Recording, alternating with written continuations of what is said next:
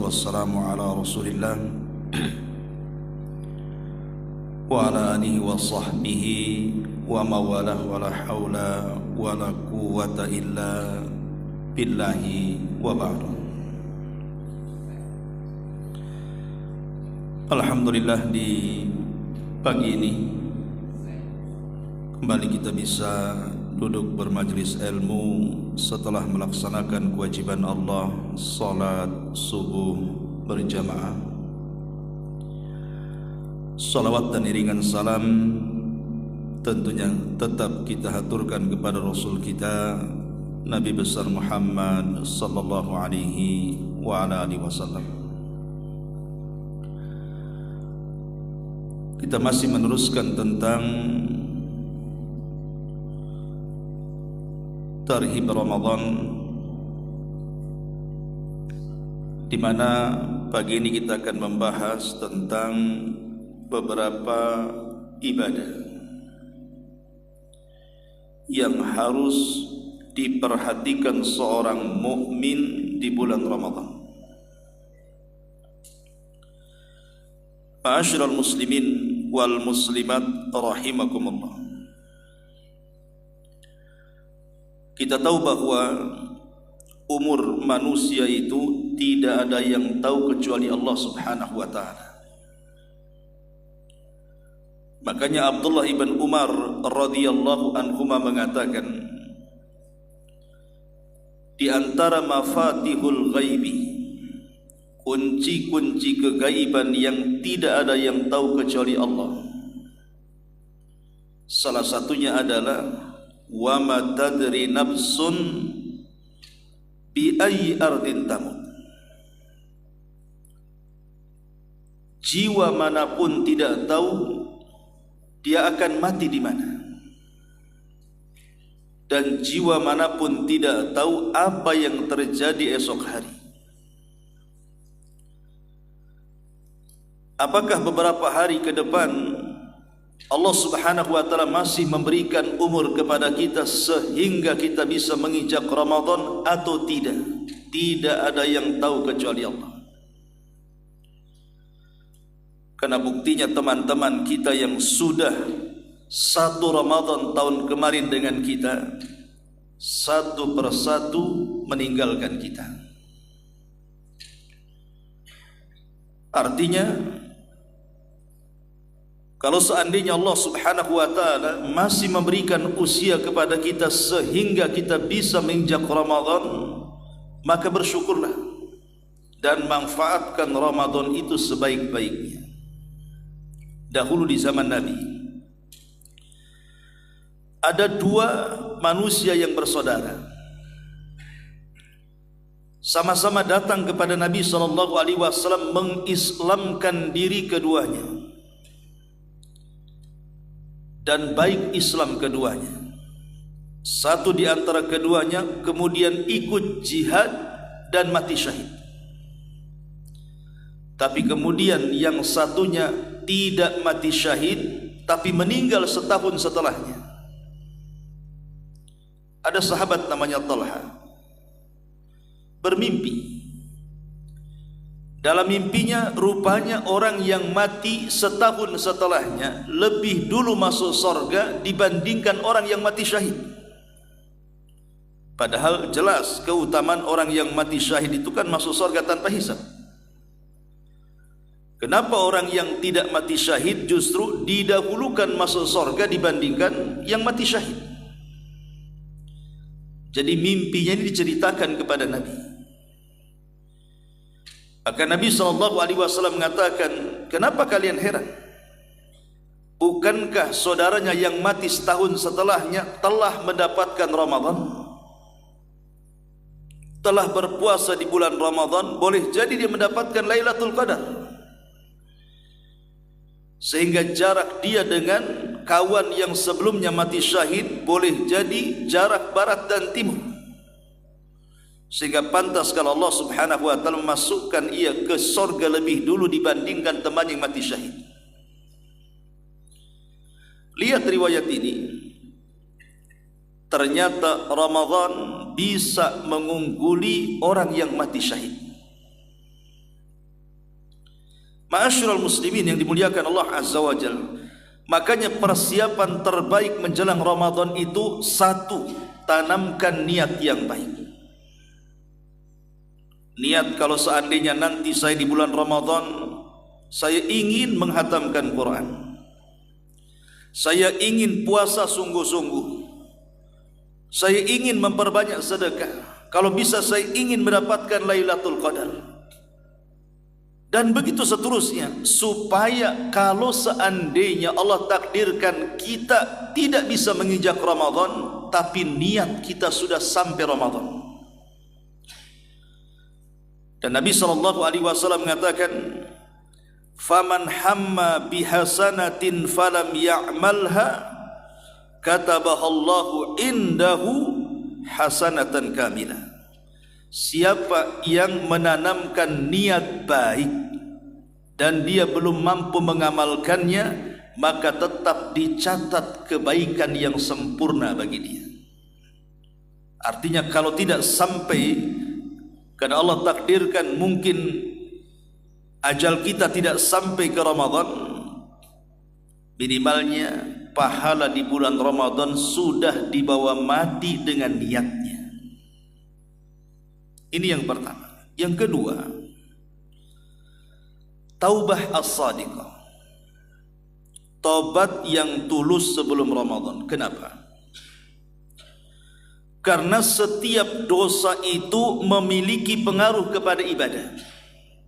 Dosa apapun itu memiliki pengaruh kepada ibadah.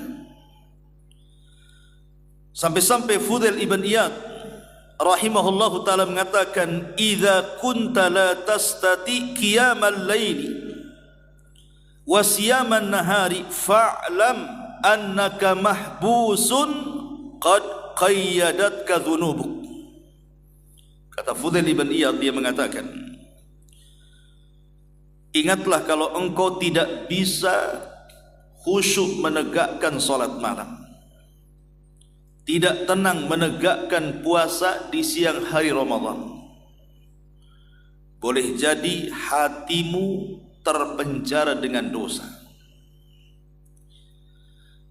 Boleh jadi hatimu terpenjara dan terikat dengan dosa, kata Fudail. Ini yang ngomong ulama. Makanya dahulu ada ulama salaf namanya Ibrahim ibnu Adham. Tidak pernah dia tidak melaksanakan ibadah dengan khusyuk sampai satu hari ketika dia i'tikaf di Masjidil Aqsa. Dia merasakan bahwa i'tikafnya itu tidak mendapatkan tumakninah sama sekali, ada saja gangguan. Salat malamnya juga susah untuk khusyuk, baca Qur'annya juga susah untuk konsentrasi. Jadi dia terfikir, jangan-jangan saya sudah melakukan dosa. Akhirnya dia coba merenung, dosa apa yang saya sudah lakukan. Teringat dengan sebutir kurma. Dia pernah membeli kurma di Mekah, satu gantang, kemudian ada satu kurma di bawah gantang. Disangkanya itu adalah kurma yang sudah beli, yang jatuh dari gantang yang sudah ditakar untuknya. Terpikir dengan satu kurma itu, jangan-jangan itu satu kurma bukan milikku tapi milik penjual. Langsung kemudian dia tidak panjang pikir berangkat dari Masjidil Aqsa menuju Mekah. Dia temui penjual kurma yang dulu dia pernah beli dari situ. Rupanya yang menjual berbeda dengan yang menjual dulu. Dulu orang tua, sekarang anak muda. Rupanya itu putranya, dan orang yang menjual dulu sudah meninggal dunia.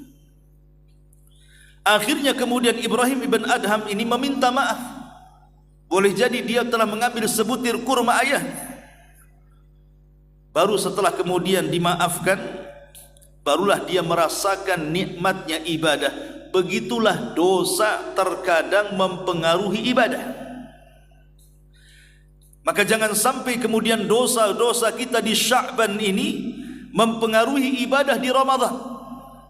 Maka langkah yang kedua sebelum masuk Ramadan, taubat dengan taubatan nasuha. Karena setiap kita pasti memiliki dosa.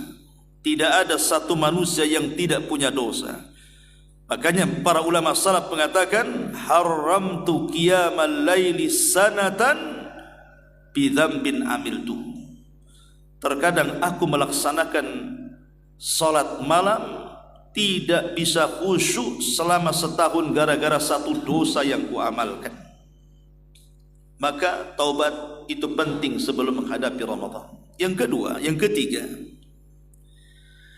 meninggalkan kebiasaan yang buruk. Kalau di bulan Sya'ban ini punya kebiasaan-kebiasaan yang buruk yang kelak akan mempengaruhi ibadah di bulan Ramadan, tinggalkan kebiasaan yang buruk itu. Walaupun tidak berdosa tapi tidak bermanfaat, sebaiknya ditinggalkan.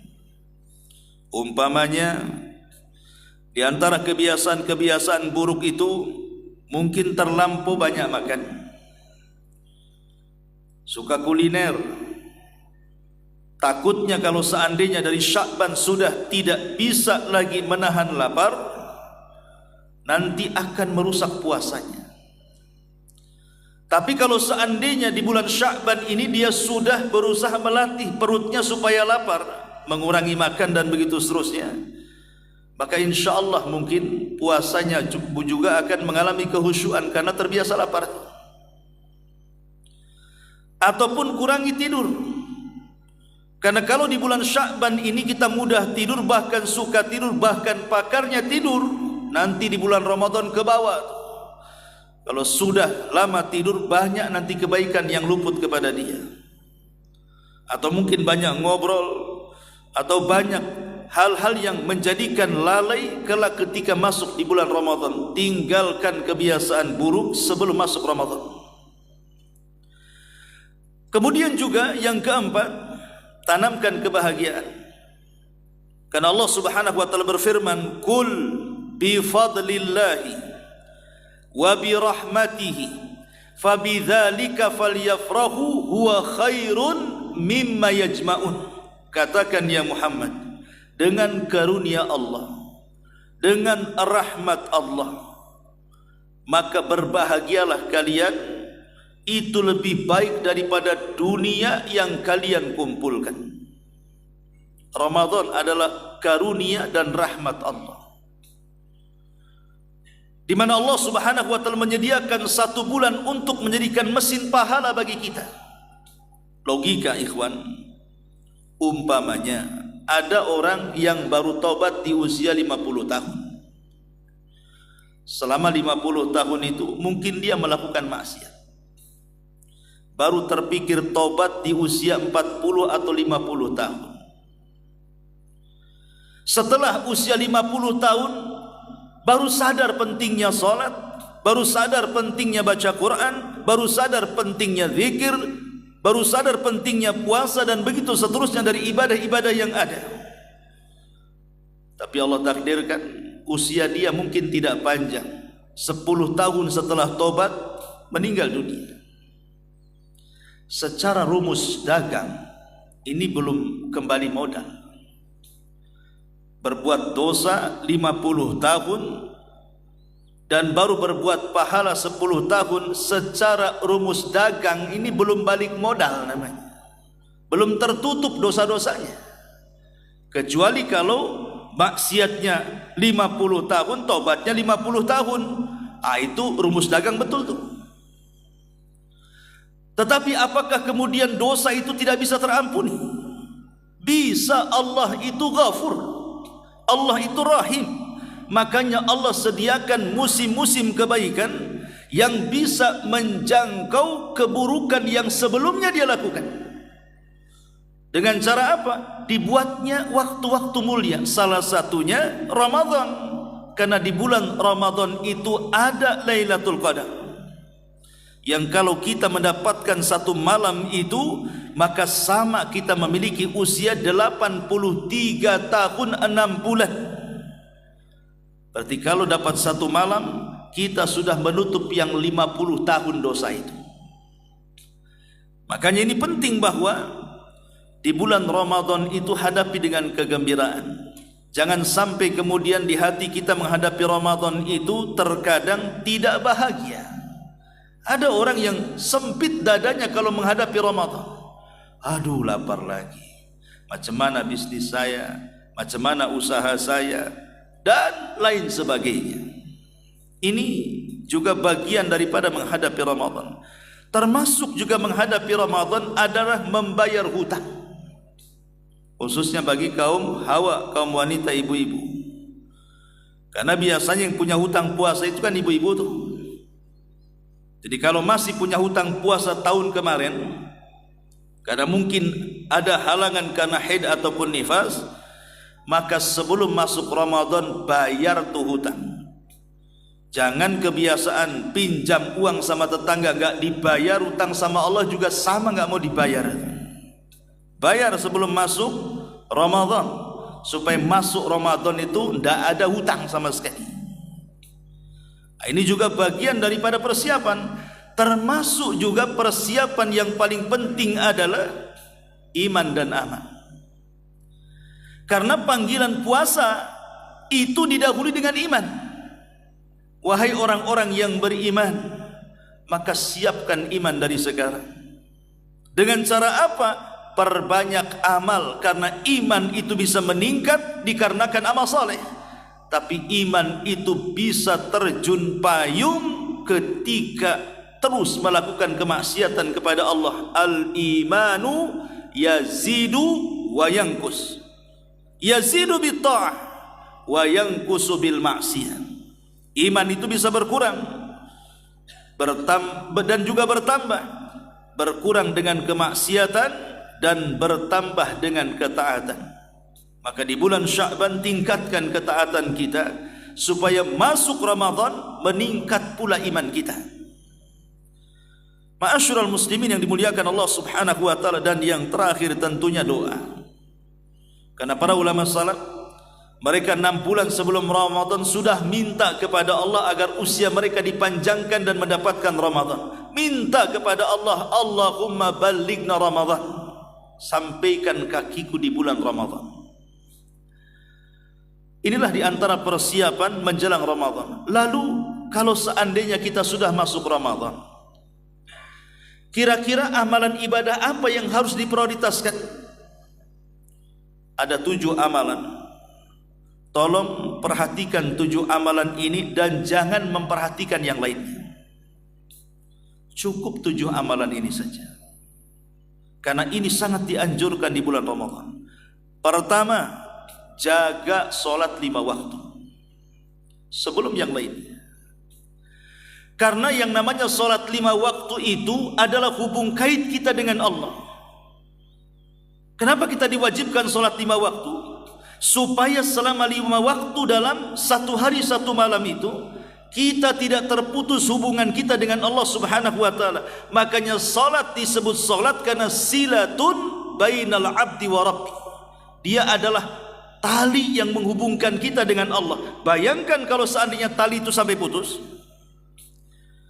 Kalau seandainya tali itu sampai putus, tidak ada hubung kait kita dengan Allah Subhanahu wa taala, tentu Allah tidak mungkin lagi menjaga kita sebagai hambanya. Dan kalau seandainya orang sampai putus ibadah salat ini dengan Allah, maka juga akan memutuskan ibadah-ibadah yang lainnya dengan Allah. Karena Rasul yang mengatakan, faman saluhat salatu saluha sairu amalihi, wa man fasadat salatu fasada sairu amalihi. Siapa yang baik salatnya, maka semua amal yang lain dianggap baik. Siapa yang buruk solatnya, maka semua amal yang lain dianggap buruk. Maka yang menentukan amal yang lain itu solat. Jaga solat 5 waktu. Masalahnya, banyak di antara kaum muslimin kalau sudah masuk Ramadan, puasa iya, tarawih iya, subuh lewat, siang juga zuhur lewat, asar lewat, tapi dia puasa tuh. Kalau sudah dekat-dekat maghrib, paling peka telinganya kapan azan. Padahal bukan untuk maghrib. Dia hanya ingin membatalkan puasanya. Sibuk cari kurma karena itu sunnah. Yang sunnah diperhatikan, solat wajib pula tidak pernah diperhatikan. Nah ini kan bahaya. Jadi amalan yang pertama, jaga solat 5 waktu. Yang kedua, puasa. Jaga puasa. Dan jangan terbebani dengan puasa. Nikmati puasa itu, karena tidak ada orang mati karena puasa. Jaga puasa maknanya bukan hanya sekedar sahnya, tapi juga pahalanya. Karena ibadah itu ada dua. Pertama, ditinjau dari sah dan tidaknya. Yang kedua, ditinjau dari berpahala dan tidaknya. Kalau seandainya Anda berpuasa, datang kepada saya, Ustaz, puasa saya sah atau tidak? Saya katakan, kalau sudah mendatangkan rukun, syarat dan wajib, sah-sah saja. Tapi kalau pertanyaannya, Ustaz, diterima enggak puasa saya? Berpahala enggak puasa saya? Oh, itu urusan Anda dengan Allah. Tapi logikanya, kalau orang sudah mendatangkan rukun, syarat dan juga wajib, biasanya berpahala. Tetapi bisa juga tidak. Bagaimana caranya supaya puasa kita ini bukan hanya sah tetapi berpahala? Ya, puasanya bukan hanya seperti puasa orang awam, tambah lagi, bukan hanya sekedar perutnya yang puasa, matanya ikut puasa, telinganya ikut puasa, lisannya ikut puasa, kakinya ikut puasa, sampai ke hatinya juga ikut puasa. Jangan sampai masuk kepada hadis Nabi SAW, rubba sa'imin laisa lahul jaza illal ju'i wal 'atsy. Berapa banyak orang yang berpuasa, rupanya hanya menahan lapar dan dahaga saja, dia tidak mendapatkan apa-apa. Maka perbaiki puasa dengan cara apa? Jaga hati. Abu Hurairah radhiyallahu anhu sampai mengatakan, kami di bulan Ramadan lebih banyak tinggal di masjid dibandingkan tempat-tempat yang lainnya. Apa alasan Abu Hurairah? Linutahhir qulubana, agar Allah bisa membersihkan hati kami. Karena biasanya di masjid jarang maksiat. Kalau sudah di luar masjid itu maksiat berseliweran di mana-mana. Makanya demi menjaga hati tetap puasa, kata Abu Hurairah, kami memilih tinggal untuk duduk lebih lama di masjid. Ini yang pertama. Yang kedua, jaga puasa. Yang ketiga, ibadah yang paling penting setelah puasa adalah tarawih. Setelah menjaga sholat 5 waktu, perhatikan puasa. Karena dua ini kan rukun Islam. Kalau yang lain bukan rukun Islam, yang dua ini rukun Islam nih, sholat dan puasa setelah syahadat. Baru meningkat kepada sholat malam, sholat tarawih. Kata Nabi SAW, syaraful mu'min qiyamuhu bil laili. Kemuliaan seorang mukmin itu ketika dia menjaga sholat malamnya. Dan tarawih itu terbagi menjadi 3. Ada tarawih cara Nabi, ada tarawih cara sahabat, ada pula tarawih cara kita. Tarawih cara Nabi sedikit rakaatnya, panjang bacaannya. Kata Hudzaifah, aku pernah berdiri solat di samping Nabi, Nabi baca Al-Baqarah. Kutunggu sampai selesai Al-Baqarah, kukira dia akan ruku, nyambung pula ke Al-Imran. Selesai Al-Imran, kutunggu, disangkanya dia akan ruku, nyambung ke Al-An'am. 3 surat panjang dibuat 1 rakaat oleh Nabi SAW. Rasul itu pendek rakaatnya, panjang bacaannya. Kalau cara sahabat dibalik, panjang banyak rakaatnya, tapi sedang bacaannya. Tapi sesedang-sedangnya bacaan sahabat, salat isanya berjamaah, kemudian tarawih, selesai tarawihnya hampir menjelang fajar. Seperti yang dilakukan oleh Ubay ibn Ka'ab radhiyallahu an saat di masa Umar. Ubay itu menjadi imam, salat tarawih 23 rakaat. Kemudian disederhanakan bacaannya, tapi selesainya mendekati fajar. Itu sederhananya sahabat. Kalau kita ini sudah jungkir balik, sudah pendek rakaatnya, pendek bacaannya, cepat pula gerakannya. Ini kan repot nih kita ini. Itu tarawih kita tuh. Kalau rakaat maunya yang singkat, 11. Kalau bacaan maunya yang cepat, wadduha ke bawah. Gerakannya pula makin cepat luar biasa. Kadang-kadang belum tumakninah ruku sudah i'tidal, kadang-kadang i'tidal belum lurus sudah sujud. Sampai di YouTube itu ada video 7 menit 23 rakaat imam itu yang kedengaran hanya zalim dan aminnya saja. Itu bisa tuh. Bayangkan 23 rakaat loh 7 menit. Apa enggak dapat hadiah muri itu? Belum ada itu terjadi kecuali di Indonesia. Luar biasa ya. Lah harusnya tarawih itu kan namanya solat. Solat itu salah satu bentuk kita sedang berjumpa dengan Allah. Masa berjumpa dengan Allah mau cepat-cepat kayak berjumpa dengan debt collector? Kan beda. Berjumpa dengan Allah itu kan maunya lama-lama. Bukankah Allah yang mengatakan memang solat itu berat kecuali bagi orang-orang yang khusyuk? Lalu siapa orang yang khusyuk itu? Allah katakan alladzina yadhunnuna annahum mulaqu rabbihim, orang yang yakin saat solatnya dia sedang berjumpa dengan Allah. Masa berjumpa dengan Allah enggak betah? Ma'asyiral muslimin rahimakumullah. Maka perhatikan solat malam ini yang namanya tarawih. Kata Rasul, siapa yang tarawih bersama imam dan dia tidak beranjak dari tarawihnya sampai imam berpaling kemudian ikut berpaling, maka Allah akan ampuni dosa-dosanya. Ini amalan yang ketiga yang paling penting di bulan Ramadan. Kemudian amalan yang keempat yang tak kalah pentingnya setelah tarawih adalah qiraatul Quran. Perbanyak baca Quran. Target Ramadan ketika membaca Quran itu bukan kualitas tapi kuantitas. Bukan kita disuruh membaca tafsir gitu ya supaya paham isi daripada Quran. Bukan itu targetnya.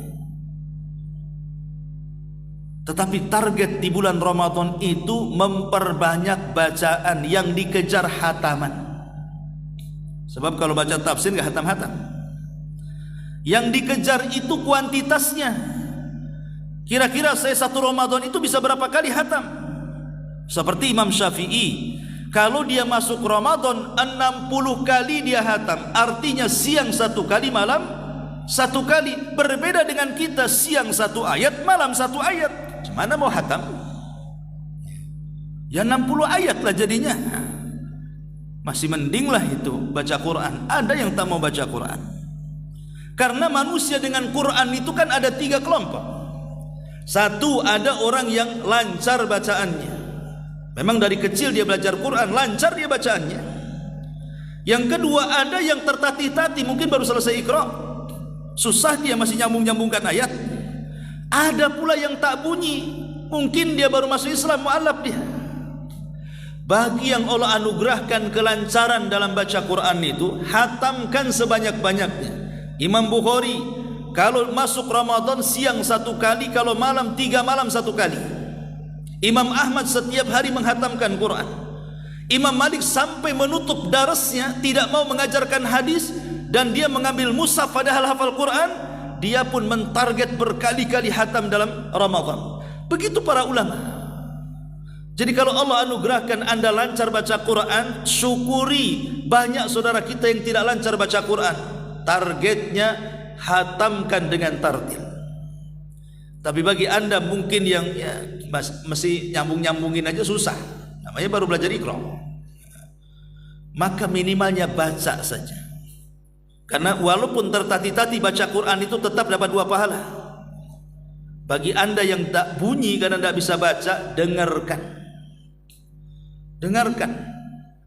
Karena mendengarkan Al-Quran juga dianjurkan. Bahkan Nabi SAW pernah memanggil Abdullah ibn Mas'ud dan mengatakan, "Ya Abdullah ibn Mas'ud, iqra' alayya Al-Quran." Bacakan kepadaku Quran, wahai Abdullah ibn Mas'ud. Kata Abdullah ibn Mas'ud, "Ya Rasulullah, a'aqra'u alayka wal Qur'anu unzila ilaik?" Haruskah bacakan Al-Quran kepadamu sementara Quran turun kepadamu? Kata Rasul, "Sudah, baca saja." Akhirnya dia membaca surah An-Nisa, Rasul mendengarkannya. Kalau Anda tidak bisa lancar baca Quran, apalagi lancar, tidak lancar saja tidak bisa, karena tak bunyi tak bisa baca Quran, dengarkan. Karena mendengarkannya juga dapat pahala. Intinya Ramadan jangan sampai meninggalkan Quran, karena Ramadan itu bulan Quran. Masa bulan Quran meninggalkan Quran? Akalnya di mana? Maka bacakan Al-Quran di bulan Quran, jangan meninggalkan Quran di bulan Quran. Ini yang keempat. Yang kelima, setelah membaca Quran, yang paling utama amalan di bulan Ramadan apa? Sedekah. Sedekah itu amalan yang paling afdal di bulan Ramadan setelah Quran. Aisyah Ummul Mukminin radhiyallahu anha sampai mengatakan, kana Nabi sallallahu alaihi wasallam ajwadun nas wa ajwadu ma yakunu fi Ramadan. Nabi itu kalau datang bulan Ramadan, maka dia berubah menjadi manusia yang super dermawan, dan akan berlebih kedermawanannya kalau sampai berjumpa dengan malaikat Jibril. Makin dermawan lagi, lebih daripada angin yang menghembus, kata Aisyah. Maka di bulan Ramadan jadilah orang yang peka. Dan sedekah di bulan Ramadan ada 3 cara. Yang paling tinggi nilainya, memberi makan orang yang berpuasa. Kalau Anda ingin sedekah, prioritaskan yang paling utama, kasih makan orang yang sedang puasa. Itu sedekah paling afdal. Nabi SAW sampai mengatakan, man fattara sa'iman kana lahu ajru sa'im la yanqusu min ajrihi syai'un. Siapa yang memberi makan orang yang berpuasa, maka dia mendapatkan pahala orang yang berpuasa tanpa mengurangi pahala dia sedikit pun. Kalau Anda memberikan makan kepada orang yang berpuasa 100 orang, berarti seolah-olah Anda berpuasa 100 hari. Itu kalau 100 orang. Kalau 200 orang, maka lebih banyak orang yang kita beri makan, beri minum, supaya dia iftar dari makanan dan minuman kita, maka secara otomatis kita mengambil pahala dia tanpa mengurangi pahala dia. Saya itu punya pengalaman waktu masih belajar di Yaman. Setiap Ramadan itu biasanya tulabul ilmi di sana itu, karena tidak ada daras, memang tidak ada pelajaran selama sebulan. Biasanya kami ke ibu kota. Kami ke ibu kota, ke Son'a. Untuk apa? Memperbaiki gizi. Karena biasanya di Son'a itu banyak orang kaya yang ngasih makan. Sebab kalau habis sholat maghrib, kalau bulan Ramadan itu orang-orang kaya berjubel di pintu-pintu masjid. Nanti kita ini baru keluar masjid, itu ditarik-tarik tangannya tuh. Ayo makan di rumah saya, makan di rumah saya. Sampai bingung mana satu yang mau kita terima. Tapi kalau sudah mungkin 2-3 tahun, kita sudah ngasih tanda nih, ini orang kaya, yang ini kalau ngasih makan enak sekali nih. Pasti milih dia atau nanti Ramadan tahun depannya. Oh yang ini nanti ajalah kan itu. Karena orang Arab itu kalau datang Ramadan tampak dermawannya. Hampir tidak ada orang bakhil di sana itu. Dan kalau ngasih makan iftar itu bukan kasih kayak kita goreng bakwan, enggak. Di sana kalau ngasih iftar itu sampai 7 macam lauk. Nanti lauk pertama entah bubur dulu, lauk ketiga, lauk keempat, yang terakhir itu sudah kambing guling tuh biasanya. Makanya yang tertipu dengan makanan yang pertama dikasih. Jangan dikenyang-kenyangkan yang pertama, rupanya paling enak yang paling akhir pula. Jadi begitulah orang Arab mencerminkan kepada kita, kalau datang bulan Ramadan itu subhanallah, dermawannya luar biasa, karena mereka tahu itulah sedekah yang paling afdal di bulan Ramadan, kasih makan orang yang puasa. Yang kedua, kasih makan orang sahur. Terutama saat 10 akhir Ramadan kan banyak itikaf tuh di masjid-masjid. Datang saja ke takmir masjid, Pak, ini orang yang itikaf sahurnya saya yang tanggung. Cari, kan banyak di masjid-masjid orang yang itikaf itu. Karena itu sedekah kedua setelah memberi makan orang yang berpuasa, yang paling afdal dalam bab sedekah. Baru yang terakhir itulah sedekah ke fakir miskin, sedekah ke anak yatim, sedekah pembangunan masjid, sedekah pembangunan pesantren. Itu yang terakhir tuh. Tapi yang paling utama kasih makan orang yang sedang puasa. Ini dalam bab sedekah. Ini amalan kelima. Amalan keenam, i'tikaf. I'tikaf itu sunnah muakkadah. Rasul tidak pernah meninggalkan i'tikaf. Bahkan Rasul meninggal istri-istrinya melanjutkan iktikaf sampai mereka meninggal semua. Jadi kalau seandainya Allah takdirkan kita ini ada kelapangan waktu, mungkin dari perusahaan ya diberikan waktu, kita bisa iktikaf, alhamdulillah. Kalaupun tidak bisa iktikaf ala Nabi 10 hari, minimalnya ambillah malamnya 10 hari itu. Karena Lailatul Qadar itu kan di malam hari. Ambil malamnya. Dan kita tahu bahwa i'tikaf itu salah satu wasilah orang mendapatkan Lailatul Qadar. Kalau kita bisa i'tikaf 10 hari di malam hari, anggaplah siangnya mungkin sibuk karena kerja, tapi di malam hari dipastikan dia mendapatkan Lailatul Qadar. Gimana caranya? Dalam bab sedekah contohnya, Anda punya uang 1 juta, tukar jadi 10 lembar, berarti 100 ribuan tuh. Setiap malam waktu i'tikaf Anda sedekah 100, besoknya 100, besoknya 100. Otomatis kan 10 hari Anda bersedekah. Tidak mungkin yang 100 ribu tidak bertepatan dengan Lailatul Qadar. Gimana? Mustahil, tidak mungkin kan? Pasti dari 10 kali kita bersedekah 100 ribu itu, pasti yang 100 ribu bertepatan dengan Lailatul Qadar. Kalau yang 100 ribu bertepatan dengan Lailatul Qadar, seolah-olah kita sedekah 83 tahun lamanya. Setiap hari 100 sampai 83 tahun. Itu caranya. Atau umpamanya kita bagi, kalau memang kita ini malas membaca Quran, bacalah umpamanya setiap malam kulhu 3 kali. Kan orang yang membaca qul huwallahu ahad Allahus samad lam yalid wa lam yulad wa lam yakul lahu kufuwan ahad, pahalanya sama dengan sepertiga Quran kan. Kalau 2 kulhu 2/3 Quran, kalau 3 kulhu hatam tuh Quran. Dari segi pahala maksudnya. Kalau setiap hari di malam hari 10 akhir Ramadan saat i'tikaf kita membaca kulhu 3 kali, besoknya kulhu 3 kali, besoknya kulhu 3 kali, tidak mungkin kulhu 3 kali yang dibaca 10 hari itu tidak bertepatan dengan Lailatul Qadar. Itu kalau baca Quran tuh kalau yang malas. Dan begitu seterusnya. Dan yang terakhir, karena sudah jam 6 lebih, doa. Doa tentang 3 perkara. Bukankah di bulan Ramadan itu adalah bulan rahmat, bulan maghfirah, dan bulan idkun minan nar? Minta dalam setiap doa, ya Allah rahmati aku, ya Allah ampuni aku, ya Allah bebaskan aku dari api neraka. Minta 3 perkara ini.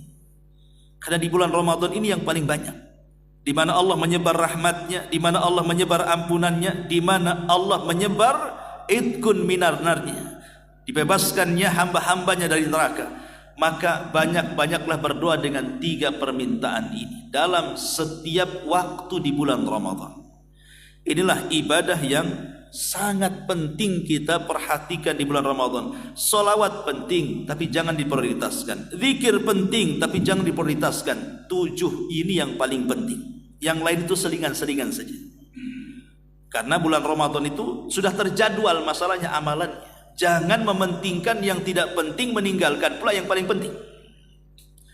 Ini yang harus diperhatikan di bulan Ramadan. Semoga Allah Subhanahu wa taala berikan usia panjang kepada kita sehingga kita mendapatkan Ramadan. Subhanallah bihamdika asyhadu an la ilaha illa anta astaghfiruka wa atubu ilaik. Allahu taala alam. Assalamualaikum warahmatullahi wabarakatuh.